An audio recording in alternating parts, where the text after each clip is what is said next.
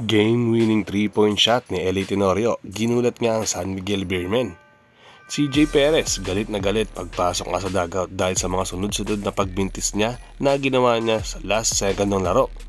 Tila ayaw pa din niyang magbakasyon ni Eli Tenorio at napipilitan niya na magkaroon ng Game 7 para sa Ginebra at San Miguel Beermen. Game 6 nga ito ng laban ng Barangay Ginebra at San Miguel Beermen. Ito nga yung time na gustong-gustong makabawi nga ng Barangay Ginebra para at least magkaroon nga ng Game 7 dito sa larong ito. First possession pa lang ay nakascore na nga itong San Miguel Beermen at si Wami Chongson nga ang easy layup para maka 2 points sila agad dito sa larong ito. Tapos ang pagod na si Japet Aguilar ay naka-spin move nga agad para sa 2 points din agad dito para sa kanya. Ito nga yung gusto mangyari ng Barangay Ginebra, yung maka-score nga agad itong si Japet para tumaas nga agad yung kumpiyansa niya sa larong ito. Dahil the more na makascore nga siya sa first minute ng laro, ay maganda na laro niya sa mga susunod na minuto. First quarter pa lang, dami ng hustle plays na ginawa nga dito ng SMB para makalamang nga agad dito sa larong ito. Tinapos na nga ni Rondy Brondial ang magandang play na ginawa nga dito ng Beermen na nanggaling nga dito kay Junmar Fajardo. May magandang depensa pang ginawa itong si Japet Aguilar at na-block niya nga itong si Jericho Cruz na naging game changer nga sa larong ito. Habang itong si Stephen Holt ay sumali na nga agad sa larong ito. Dalawang 3-point shot nga nagawa niya dito at sobrang init nga ni Holt dito na gustong-gusto nga rin na mangyari ng Ginebra at matagal na rin nila itong inaantay. Dahil all throughout the series nga ay medyo malamig nga itong si Stephen Holt na gusto nga talagang ma-involve nga lagi sa laro. Ang rookie ng Barangay Ginebra na si Jason David ay meron pang acrobat layup na ginawa dito late first quarter. Nabuhay na naman nga yung mga fans dito sa venue dahil nga sa ginawang layup na yan ni David. Natapos nga ang first quarter sa score na 22-27 in favor of San Miguel Beermen. Lumobo na naman nga ng 16 points ang kalamangan dito ng San Miguel Beermen at tila nagiging problema na nga ito ng Ginebra na kapag natatambakan nga sila ay parang lumalamya nga sila sa laro. Mabuti na nga lang maraming offensive rebound na nagagawa dito ng Barangay Ginebra para ma-maintain nila nga at hindi lumobo ng gusto ang kalamangan dito ng Beermen. Ito nga ay nagpabigay ng energy dito sa Ginebra para hindi nga talaga lumobo ng gusto or makalayo ang Beermen. Sa second chance points na nga lang umasa ang Barangay Ginebra dahil puro malas nga ang outside shooting nila at hindi pumapasok ito sa kanila. Sa third quarter, na-dominate nga ni Junmar Fajardo ang loob ng court dahil sa sunod-sunod na basket na ginawa niya. Kung hindi nga sa low po siya nakaka-score ay sa mga offensive rebound naman siya bumabawi.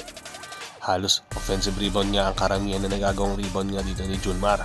At yun nga talaga ang pumatay dito sa Ginebra. Parang naging quarter nga ito ni Junmar Fajardo at kinakaya-kaya na lang ang mga big man nga ng Barangay Ginebra. Sa late third quarter, nung nakakaramdam na nga ng pagod itong si Junmar Fajardo, tinake advantage nga ng Barangay Ginebra yan at sila naman ang gumawa dito ng run. Ang ginawang style nga nila ay run and gun play dahil hirap na nga makahabol itong si Junmar, puro fast break nga ang ginawa dito ng Barangay Ginebra para hindi na nga makagawa ng depensa ng maayos itong San Miguel Beermen.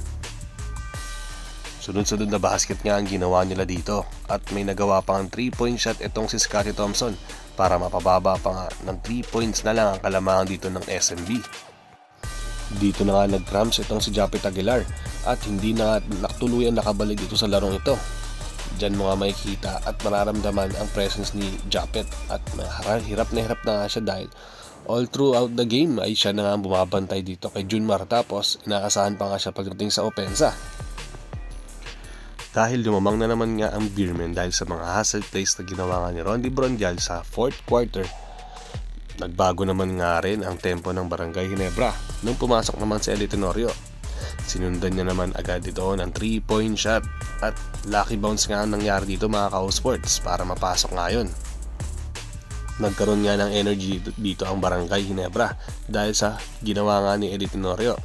Dahil ando doon nga at namomotivate nga raw sila kapag nasa loob nga ng court itong sa LA.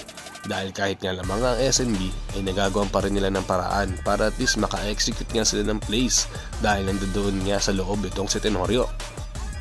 3-point guard nga ang ginawa dito ng Barangay Ginebra hanggang late 4th quarter dahil napansin nga ni Coach Tim na parang effective nga ito at maganda naman ang resulta na nangyari dahil nga nakaka-execute sila at dinadaan nila sa bilis ang laro.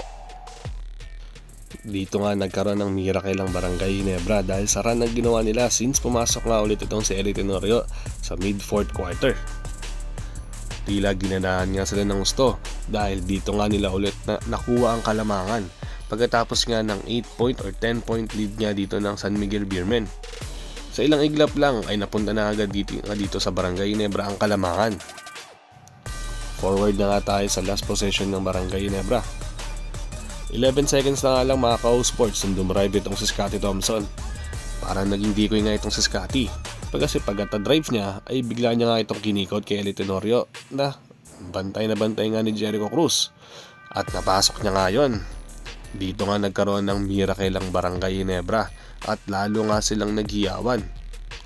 Ang dating nga dito kay Eli Tenorio mga ka-sports ay parang naging rookie nga raw siya dahil ano doon yung pagiging excited niya at kada makiscore siya ay naghihiyawan.